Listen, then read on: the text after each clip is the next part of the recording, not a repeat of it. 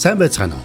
Нийслэлийн соёл урлагийн газар Улаанбаатар хотын музейгээс хотын түүхийг 2 минутад танин мэдхэн цуврал бичлэгүүдийг хүргэж эхлээд байна. Энэхүү дугаараар Улаанбаатар хот түүхэн хөгжлийн явцдаа ямар нэрүүдээр нэрлэгдэж байсныг тайлбарлах болно. Улаанбаатар хот 1639 онд анх үүсэхдээ өргөө нэртэй байсан гэж үздэгч. Энэ нь судлаачдын хожим оноож өгсөн нэр юм. Монголын түүхийн сурвалжид Улаанбаатар хотын анхны нэрийг Шар бүсийн хот гэж тэмдэглэсэн байдаг. 18 дугаар зууны дунд үеэс Монголын сурвалж бичиг албан хэрэгт тус хотын нэрийг Их хүрээ гэж албан ёсоор бичиж тэмдэглэж эхэлжээ.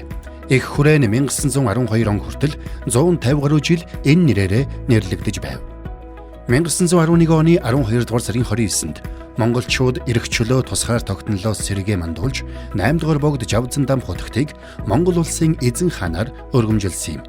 Энэ үйл явдлаас 2 сар гаруйн дараа буюу 1912 оны 2 дугаар сарын 7-ны өдөр богд хааны зарилгаар Их хүрээг нийслэл хүрээ хэмээн нэрлэж Монгол улсын нийслэлээр өргөмжилжээ. Нийслэл хүрээ энэ нэрээр 1924 он хүртэл 12 жил нэрлэгдэжээ.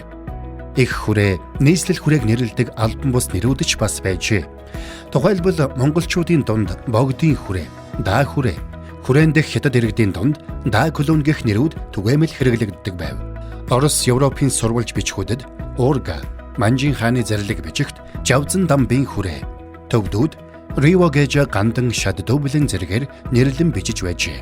Улаанбаатар хэмээх нэрийг 1924 оны 11 дугаар сарын 26-ны өдөр улсын анх дугаар их хурлын төлөөлөгчдийн саналаар өгсөн бөгөөд өнөөдрийн хүртэл энэ нэрээр нэрлэгдэж байна.